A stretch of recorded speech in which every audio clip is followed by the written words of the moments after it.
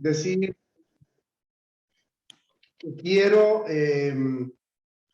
contarlo como en tres partes.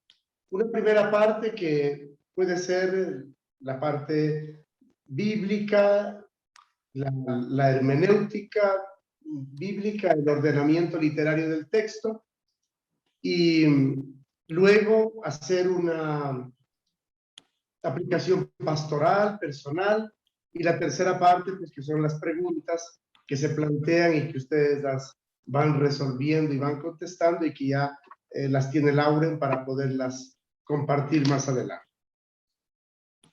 Yo en primer lugar quiero decir que este tema de Jesús el pan de vida forma parte del capítulo 6 del Evangelio de Juan. Y de los 70 versículos que tiene el Evangelio de Juan, del 1 al 59 se habla de Jesús, pan de vida. Empezando con la multiplicación de los panes, pasando por el pan de vida, creer en el Hijo de Dios, y más adelante el cuerpo de Cristo, pan de vida. Y eso empieza en el versículo 1 y termina en el versículo 59. Y si bien la multiplicación de los panes está ubicada a la otra orilla del lago de Galilea, cerca de Tiberíades,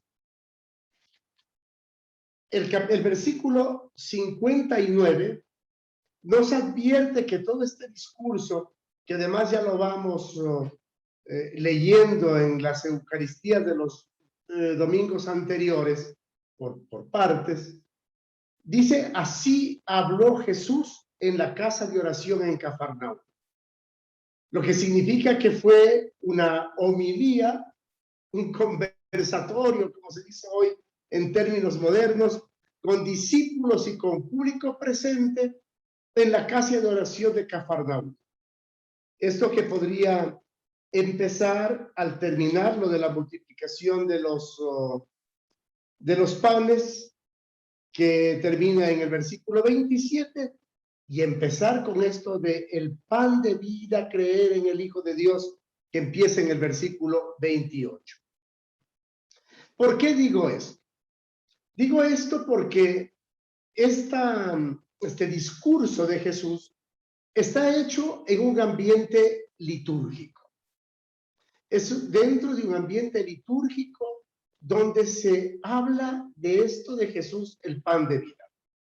Pero además se convierte en un tema controversial porque seguramente, no seguramente, porque se aparta de lo que el público presente está acostumbrado a escuchar.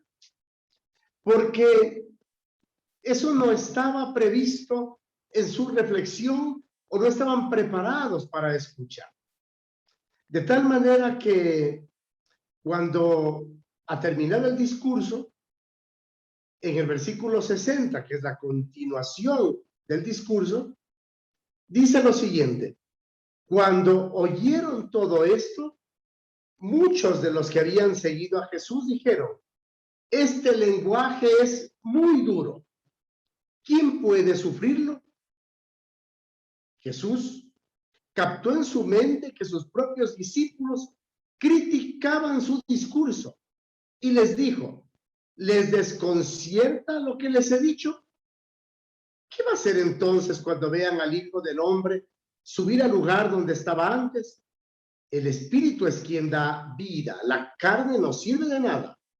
Las palabras que les he dicho son espíritu y por eso dan vida. Pero hay algunos de ustedes que no creen. En efecto, sabía Jesús desde el principio quiénes eran los que no creían y quién era el que lo iba a entregar. Incluso termina con una sentencia. ¿Y qué es lo que había dicho Jesús que provocaba escándalo? Mi carne es comida verdadera y mi sangre es bebida verdadera. El que come mi carne y bebe mi sangre, permanece en mí y yo en él. Como el Padre que vive me envió y yo vivo por él, así quien me come a mí tendrá de mí la vida.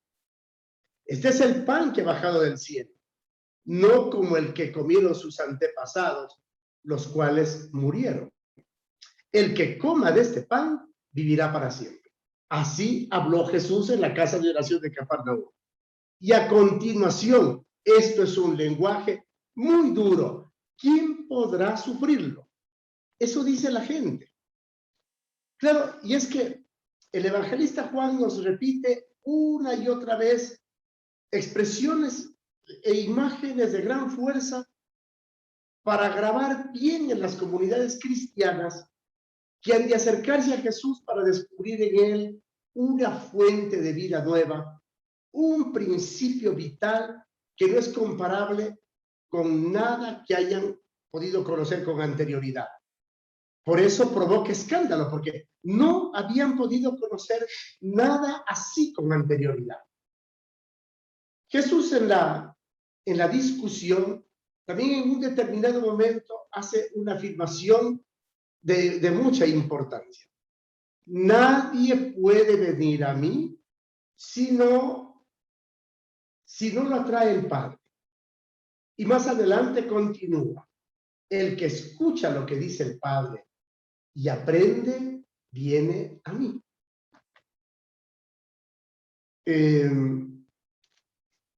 La incredulidad. La incredulidad empieza a brotar desde el mismo momento en que empezamos a organizar nuestra vida de espaldas a Dios. Si la gente que lo escuchaba no estaba preparada para esto, porque nadie les había contado la historia del Dios verdadero. Tenían la historia transmitida en la tradición. Alguno que otro se habrá acercado al texto de la escritura como tal y haberlo visto con sus propios ojos. Pero no, lo que sabían era lo que les habían contado, lo que habían escuchado. No tenían experiencia de Dios. Entonces estaban acostumbrados a vivir lo que la doctrina mandaba o la escritura convertida en normativa. Pero no estaban acostumbrados a tener experiencia de Dios. Por eso este lenguaje les resultaba provocativo, porque se dan cuenta que esto no es lo que nos han enseñado, esto no es lo que sabíamos, esto está muy lejos de poder ser comprendido. Así de sencillo, empezamos a vivir de espaldas a Dios. Dios va quedando ahí como algo poco importante que se arrincone en algún lugar olvidado de nuestra vida. Entonces es muy fácil vivir pasando de Dios. Yo creo que aquí uno puede hacerse un examen de conciencia. ¿Yo vivo de espaldas a Dios? ¿Yo vivo pasando de Dios? Pero yo dije que había comenzado el Evangelio en el capítulo 6 con lo de la multiplicación de los panes. La llamada multiplicación de los panes. Y es que el principio del pan de vida es el pan compartido. Este gesto de solidaridad, donde todos sacan su ración de pan, los que han traído sacan su ración de pan para poderlo compartir y hacer que alcance para todos y sobra. El milagro que obra Jesús es que este chico que tenía los panes y los peces los ponga en el mantel donde se podía compartir. Y ese gesto sirve de ejemplo, sirve de testimonio para que todos saquen lo que habían traído y puedan comer hasta hartarse, dice el Evangelio. Y sobrar 12 canastos, que era el premio a los 12 apóstoles incrédulos que no quisieron sacar lo que habían traído y que tampoco creían que la gente podía hacer ese gesto. Después les dio una yapa, dice, vayan llevando para que se den cuenta de que lo que se comparte siempre sobra y que ese gesto sencillo de este joven, no de un viejo, de un joven, sirvió como ejemplo y muestra de solidaridad profunda del compartir. Por lo tanto, el pan compartido es el inicio del discurso. Y eso tiene que ver también con el discurso de las bienaventuranzas. ¿no? Porque es acercarse a los pobres, es dar pan al hambriento. Bienaventurados los que tienen hambre y sed de justicia, porque ellos serán hartos, serán hartados. Entonces, dar de comer, empieza por dar de comer a los pobres y se convierte en pan de vida cuando el primer gesto es la solidaridad.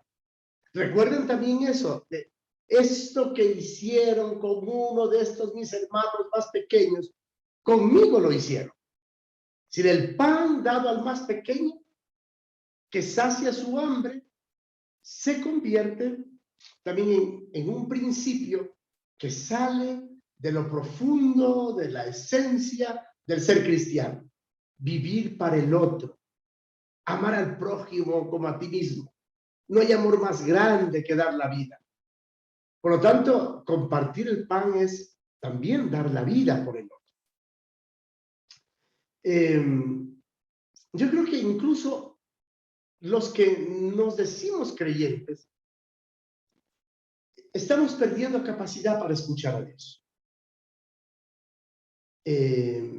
Yo creo que a veces ya no es que Dios habla en el fondo de nuestras conciencias. Es que, a ver, llenos de ruido, de autosuficiencia, de egolatría, eso que el Papa Francisco dice, el narcisismo antropocéntrico, no sabemos ya percibir su presencia callada en medio de nosotros. Jesús es pan bajado del cielo, entonces no ha de ser confundido con cualquier fuente de vida. En Jesucristo podemos alimentarnos de una fuerza, una luz, una esperanza, un aliento vital que viene del misterio mismo de Dios, el creador de la vida. Jesús es el pan de la vida.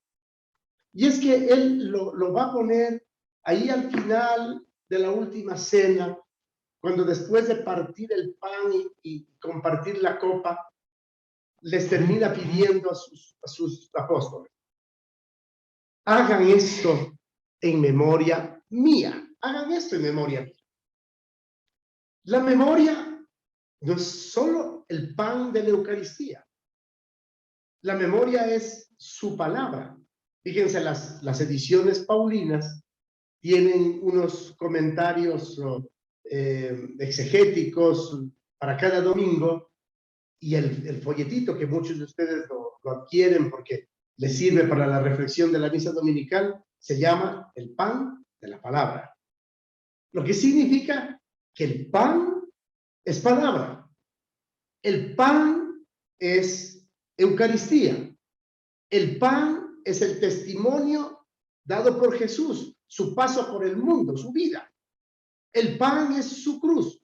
El pan es su resurrección. La memoria es todo.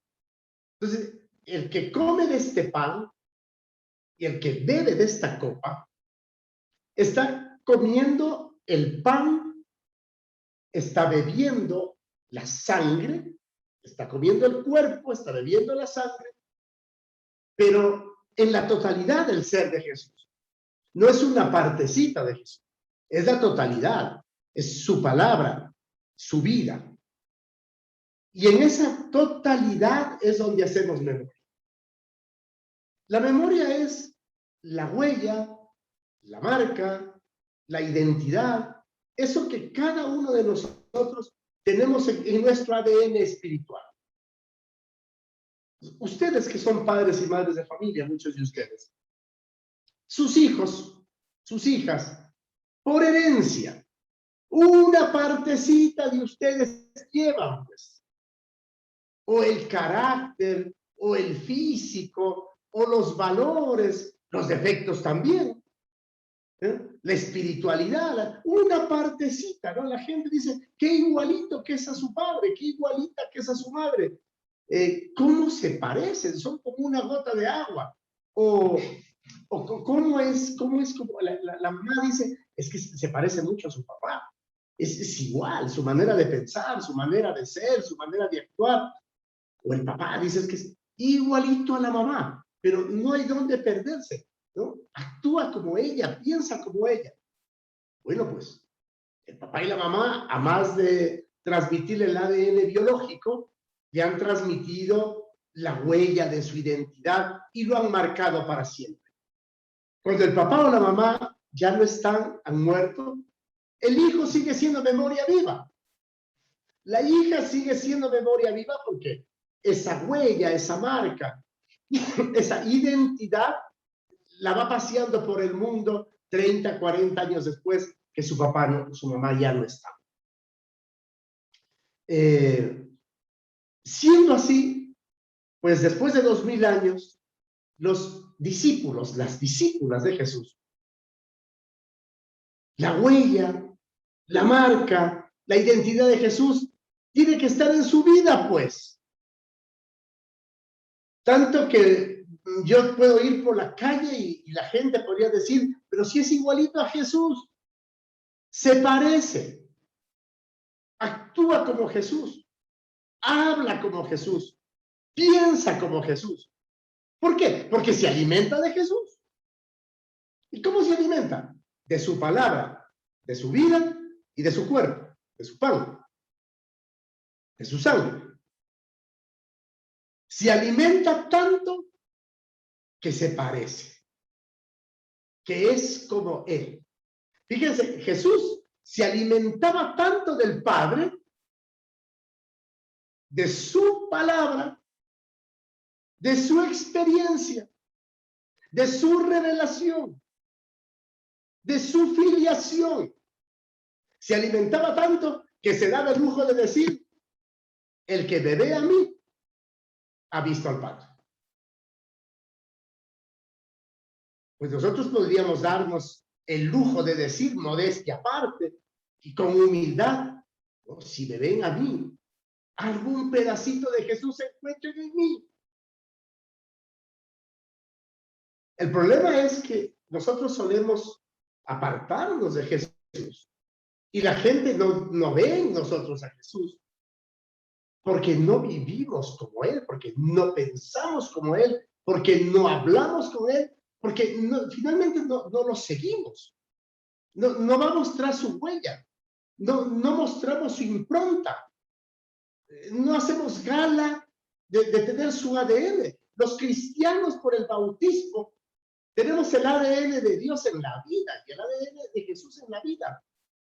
Podemos hacer gala de ese pedacito de Jesús en mi vida, de esa herencia. Por eso es que no es posible encontrarse con Él de cualquier manera.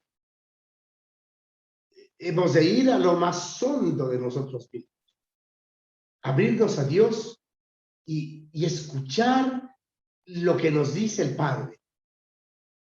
Nadie puede sentir verdadera atracción por Jesús si no lo atrae el Padre que lo ha enviado. Lo más atractivo de Jesús, y que es a la vez el mayor problema que tenemos nosotros, lo más atractivo de Jesús es su capacidad de dar vida. Y ese es el mayor problema que tenemos nosotros. Incapacitados para dar vida. El que cree en Jesucristo y sabe que entrar en contacto con Él lo transporta a una vida diferente, de calidad nueva, una vida que de alguna manera pertenece ya al mundo de Dios. Le da recelo. Allí entran nuestros temores, allí entran nuestras flaquezas. ¿Seré yo capaz de hacer lo que Jesús me pide? Es que el que cree en Jesucristo y sabe entrar en contacto con Él, como he dicho, conoce una vida diferente, de otra calidad. De alguna manera ya no pertenece a este mundo. Estoy en el mundo, pero no soy del mundo, ha dicho Jesús. Justamente por eso, pues. Y Juan se atreve a decir que el que come de este pan vivirá para siempre. Claro, porque la memoria no termina con la muerte. Si te alimentas de Él, vives como Él, hablas como Él, y el alimento es el pan, la vida, la palabra, la cruz y la resurrección, pues el alimento te alcanza para esta vida y te sobra para la vida eterna, te sobra para el encuentro definitivo con Dios.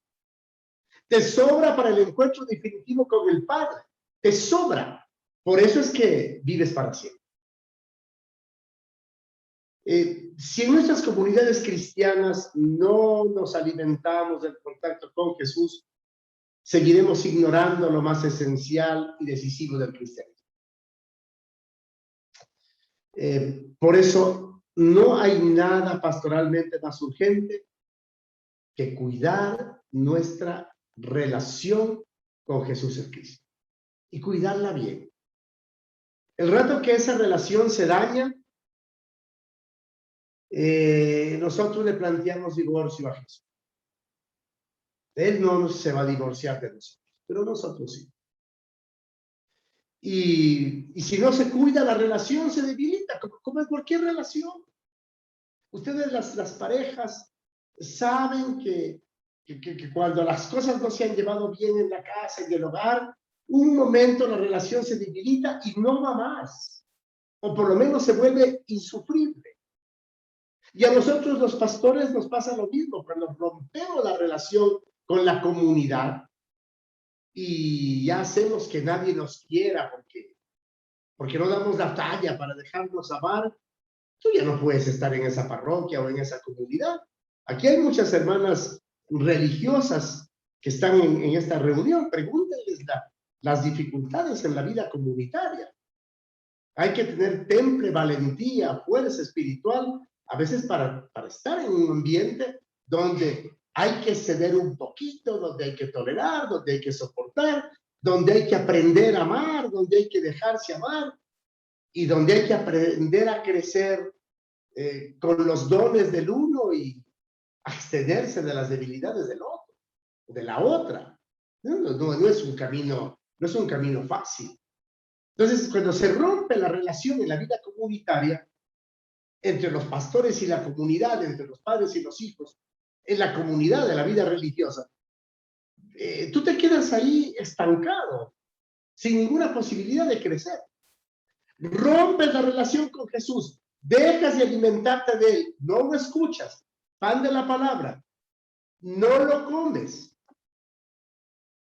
pan de vida, no lo llevas en el corazón, pan que te alcanza para la vida eterna, porque el amor no se acaba nunca. Escuchar, pan de la palabra. Comulgar, pan de vida. Llevarlo en el corazón, pan para la vida eterna. Rompes esa relación, dejas de ser cristiano. Serás una persona con devociones, con tradiciones, a lo mejor pietista, a lo mejor temeroso del más allá, pero no eres cristiano. O por lo menos se ha roto la impronta, ya no se ve la huella. ¿No? Ya no se ve la huella. Entonces, si en la iglesia no nos sentimos atraídos por ese Dios encarnado en un hombre tan humano, cercano, cordial, nadie nos sacará del estado de mediocridad en que vivimos sumidos y olvidados. Nadie nos estimulará para ir más lejos que lo establecido por nuestras instituciones. Nadie nos alentará para ir más adelante que lo que nos marca en nuestras tradiciones. Entonces quedaremos encerrados en las instituciones y marcados por las tradiciones, pero lejos de la huella, la marca y la identidad de Jesús. Si Jesús no nos alimenta con su espíritu de creatividad, seguiremos atrapados en el pasado y seremos gente del Antiguo Testamento. El Antiguo Testamento es memoria pasada y sirve para encontrarnos con Jesús y proyectar el futuro, pero no está ahí escrito nuestro destino. No está ahí. Hay que vivir nuestra religión desde formas, concepciones, sensibilidades nacidas y desarrolladas en otras épocas y para otros tiempos que no son los nuestros. Si no seguimos a Jesús, seguiremos atrapados en el pasado y viviremos nuestra religión como en otras épocas, en otros momentos, que ya no son los actuales. Pero entonces, Jesús no podrá contar con nuestra cooperación para engendrar y alimentar la fe en el corazón de los hombres y las mujeres de hoy. Será muy, muy complicado porque ¿cómo hacemos para que Jesús sea parte de nuestra vida si tenemos esquemas pasados, anteriores, si tenemos un Dios veterotestamentario, mal leído, mal comprendido, y no logramos alimentarnos del pan de vida que es Jesús? Miren, y ahora un poquito lo pastoral, ¿no? A muchos hombres y mujeres de nuestra generación, los que estamos por ahí cercanos a los 60, 50, 60, nacidos en familias creyentes, bautizados a los pocos días de vida y educados en un ambiente cristiano, católico. Les habrá sucedido lo que me ha sucedido a mí, que hemos respirado la fe de manera natural, que podemos llegar a pensar que es normal ser creyente. Venimos de familias cristianas, católicas, hemos respirado un ambiente cristiano siempre, con virtudes y defectos, y ha llegado un momento en que hemos pensado que ese ambiente natural en el que hemos crecido es una forma de ser creyente y que esa forma de ser creyente es normal. Y es curioso, ¿no? En nuestro lenguaje hablamos como si creer fuera el estado más normal.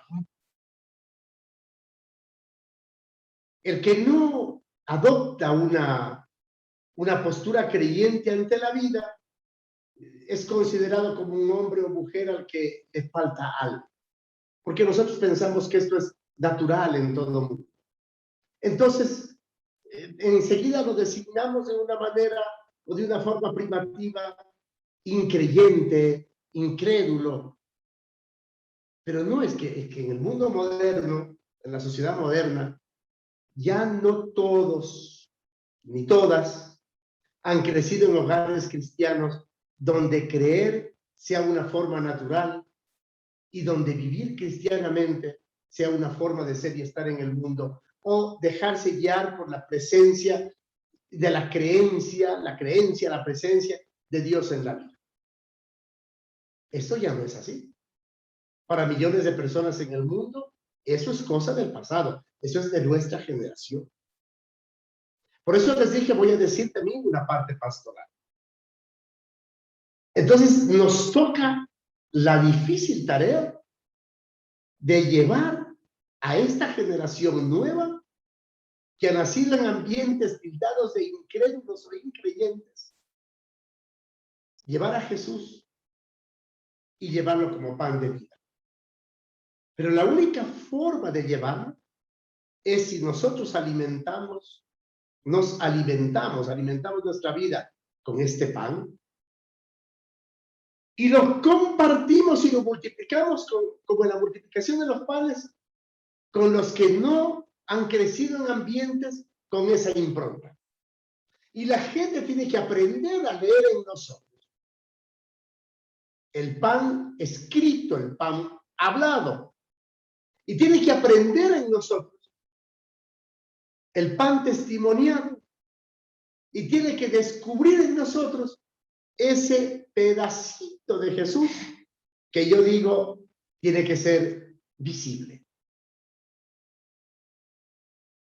También hay que darnos cuenta que la fe no es algo natural.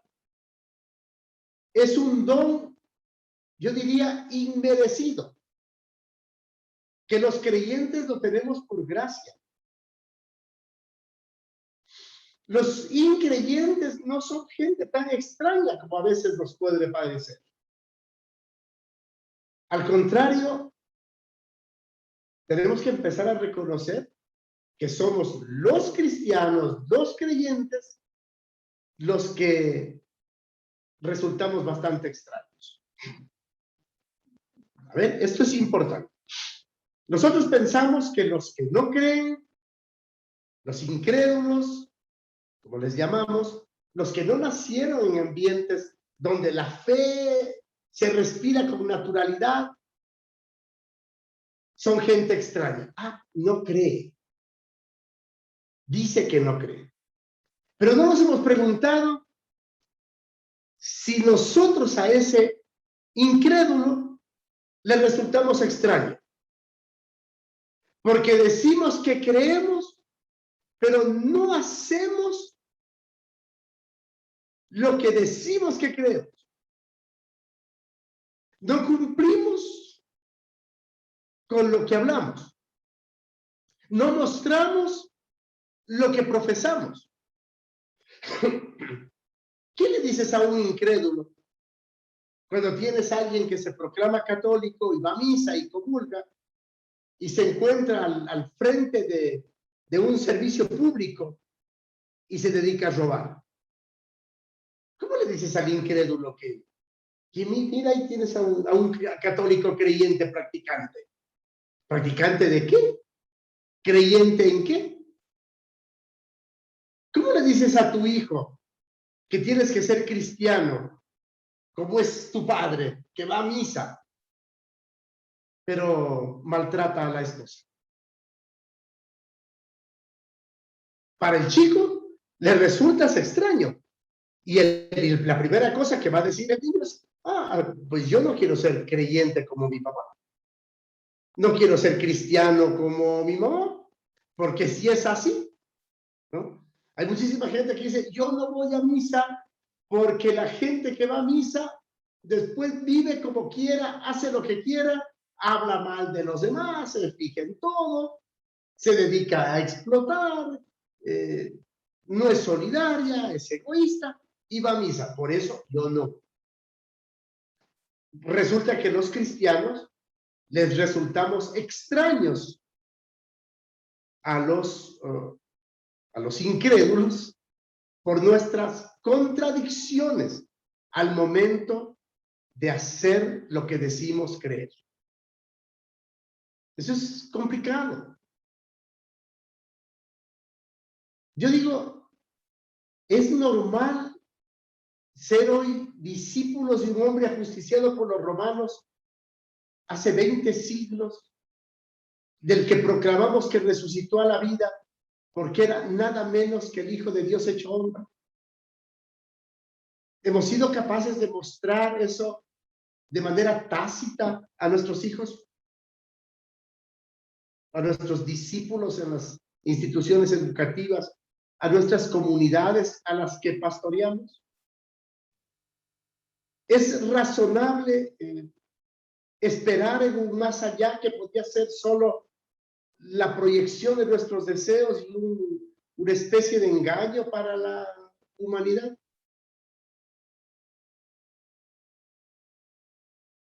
El encuentro con gente que se ha alejado de la iglesia, que se ha alejado de Dios, por lo menos de la iglesia, y que nos manifiestan honradamente sus dudas e incertidumbres, nos puede ayudar a que los cristianos de hoy vivamos de manera más realista y humilde, pero también con mayor gozo y agradecimiento el don y la gracia de nuestra fe.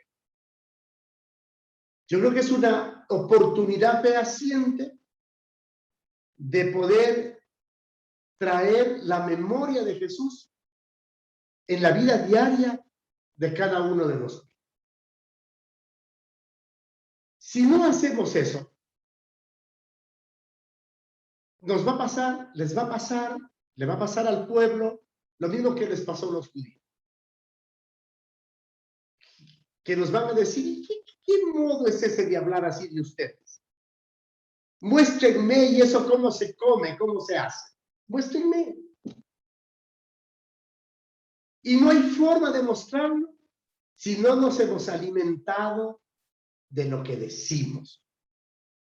Si la memoria del pan partido y compartido no es nuestro alimento, nuestra fortaleza, que se refleja en nuestro rostro. Fíjate, yo les decía algún momento en alguna Eucaristía, ¿saben cuándo se va a acabar la violación a los derechos humanos? ¿Cuándo se va a acabar la exclusión, la marginación, el descarte? ¿Cuándo se va a acabar eso? Se va a acabar cuando los cristianos pongamos en funcionamiento la ética de la alteridad, la preocupación por el otro. Y se va a acabar cuando veamos en el rostro del otro, de la otra, la imagen de Dios y reconozcamos nuestra filiación divina, nuestra criaturalidad y nuestra trascendentalidad. Ahí se acaba. Porque si yo veo en Juan, en Sor Julia, en Margarita y en Luis el rostro de Dios, nunca los voy a excluir, nunca los voy a violentar, nunca los voy a marginar, nunca los voy a descartar, siempre los voy a amar. Ahí se acaba la violación de los derechos humanos. Ahí se acaba la violación permanente a la dignidad del ser humano. Y no solo en el ser humano, sino podríamos ponernos en el espíritu de Francisco de Asís, todo ser viviente. El rato que reconoces en la flor, en el árbol, en el pájaro, en el agua, en la estrella, la mano de Dios, tú no los tocas, los respetas, porque son tu hermano, tu hermano. Ahí se acaba la violación a la naturaleza. Ahí se acaba la violación a la vida. Asimismo, el que se alimenta de Jesús, pan de palabra y pan de vida, tiene la fortaleza para reconocer en el otro y en la otra la imagen de Dios. No se puede hacer sin ese alimento. De ahí viene la fuerza. Lo que estamos haciendo esta tarde aquí es fortaleciéndonos de la palabra. Y la palabra nos va a llevar a alimentarnos y a fortalecer nuestra estructura física y mental, espiritual y nuestra capacidad amatoria. Bien alimentados de Jesús, no hay chance para el pecado. No hay lugar para el pecado. No puede haber. Se te cae el esquema de soy malo por naturaleza. Se te cae el esquema de he nacido pecador. Se te cae el esquema de no puedo, así he sido siempre. Se te cae el esquema. Porque ¿qué pretexto vas a hacer? ¿Qué pretexto vas a dar? Has escuchado la palabra y la haces vida. Pasas por el altar y te alimentas de la comunión. Fortaleces tu mente, tu corazón y tu espíritu. Dime dónde está la puerta o la ventana para que puedas fracasar. A ver, ¿dónde? No hay. Simplemente no hay.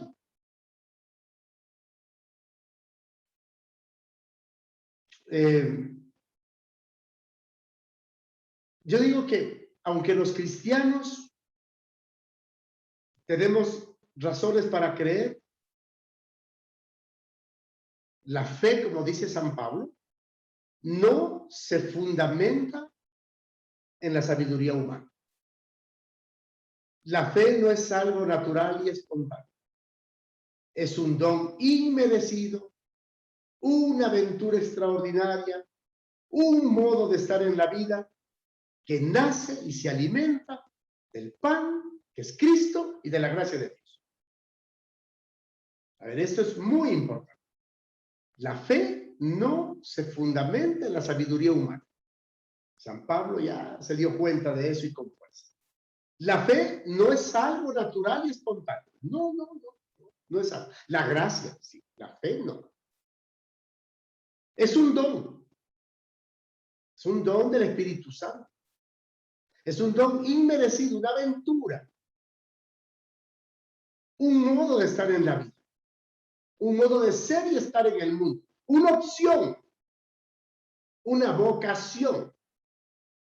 Tengo vocación para la vida.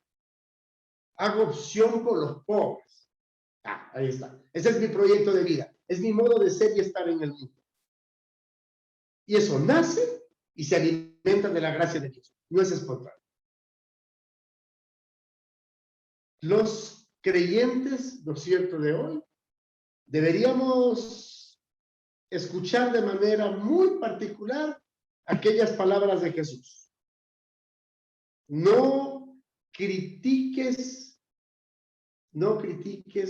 nadie puede venir a mí si no lo trae el Padre que me ha enviado. Nadie puede venir a mí si no a través del Padre, si no lo trae el Padre que me ha enviado. Más que llenar nuestro corazón de críticas amargas, hay que abrirnos al don de la gracia para poder tener fe. Fe que se fortalece con el alimento del pan de vida. Para creer, hermanos, hermanas, para creer es importante enfrentarse a la vida con sinceridad total. Pero es decisivo dejarse guiar por la mano amorosa de Dios que conduce misteriosamente nuestra vida.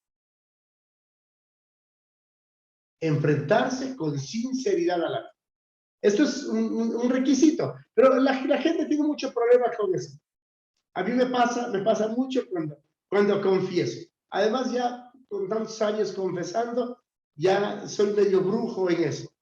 Cuando ya viene la persona que se va a confesar, yo casi al ojo digo, este no va a decir nada.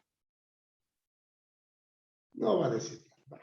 Y claro, se sienta delante y la primera cosa que dice, Padrecito, ¿qué le diré? Nada, yo lo normal. Yo lo normal. ¿Y qué es lo normal? Nada, yo no he robado, no he matado. De repente alguna cosita chiquita. Eso es mentiroso. Primero porque tiene el pecado del orgullo de no reconocer ese pecado. Segundo porque es muy poco humilde para aceptar que la humanidad se equivoca, cae. Y tercero porque cuando dice que no ha hecho nada está mintiendo. Entonces yo ya me sé el interrogatorio y le digo, ¿y vas a misa? No. ¿Y a los cuántos años está reconciliando? Uy, la verdad que ni me acuerdo. ¿Y qué tal eres con el tema de ayudar a los demás? Ay, padrecito, si ni para mí no alcanza. ¿Y qué tal te llevas en tu familia? Ay, problemitas, pero bueno, ahí vamos saliendo adelante. ¿Y estás casado por la iglesia? No, tampoco. Digo, pero si me dices que no tienes nada, ¿ya qué vas a decir que no hay nada? Digo, que soy un mentiroso. Entonces, no que te queda más remedio que enfrentarte a la vida con sinceridad. El Papa Francisco dice, reconocerte pecador. Y eso solo se hace dejándose guiar por la mano amorosa de Dios, que conduce misteriosamente nuestra vida sin que nos demos cuenta. Y ahí yo digo, para terminar, un par de cosas más que también son pastorales. La una más espiritual, digamos, más para nuestra espiritualidad, y la otra más para nuestra práctica. Esta para la espiritualidad. La regla es que lo que se ora, se vive. A ver, anotarán. Lo que se ora, se vive. Lo que se vive, se ora. Y lo que se ora y se vive, se celebra. Orar, vivir y celebrar. Oras con el pan de la palabra. Vives con el pan compartido. Y comulgas, celebras con el pan de vida. El bajado del cielo. Entonces ya está. Lo que se ora se vive, lo que se vive se ora, y lo que se vive y se ora, o se ora y se vive, se celebra. Pan hablado, pan compartido, pan comulgado, es decir, pan celebrado. Entonces queda prohibido ir a la Eucaristía sin orar lo que se vive y sin vivir lo que se ora, porque entonces, ¿qué vas a celebrar? A ver, ¿qué vas a celebrar? No tienes nada que celebrar. Y la segunda cosa es una cosa más pastoral. Esto es cosecha de Monseñor Luna. Yo alguna vez le oí, lo aprendí, se me ha quedado, es profundo, vale la pena. Él decía, el Evangelio tiene 3 actitudes permanentes que tienen que ser prácticas. Es riesgo, es sosiego y es desafío. Riesgo, sosiego y desafío. Ese riesgo porque el que no arriesga, el que no es capaz de ponerse en plan de dar la vida, el que no quiere perder nada a cambio de nada, pues no sirve. Ha leído mal el Evangelio. Luego el Evangelio es sosiego porque te da paz. Te permite descansar en el Señor. Te permite volver a ponerte de pie. Te permite levantarte. Te permite cicatrizar las heridas. Te permite reparar los golpes. Te permite perdonar. Te permite volver a amar. Te permite descansar. Te da paz. Eso sí. Y es desafío. Porque el que lo arriesga todo y descansa en el Señor, que misteriosamente conduce nuestra vida, como les dije, siempre tendrá un proyecto para empezar de nuevo. Y ese es el desafío. El desafío de todo cristiano. Entonces, regla general. Orar lo que se vive, vivir lo que se ora, y lo que se ora y se vive y se vive y se ora, se celebra. Y tener el Evangelio, pan de la palabra, y a la Eucaristía, pan bajado del cielo, como la posibilidad de que podamos siempre, siempre, siempre tener estas 3 actitudes. El riesgo, el sosiego y el desafío. Que Dios les pague por haberme escuchado. Buena tarde. Lauren. En los dejo en tus manos. Ya, qué lindura. Pues, a ver, Katy, está por ahí. Sí, vamos entonces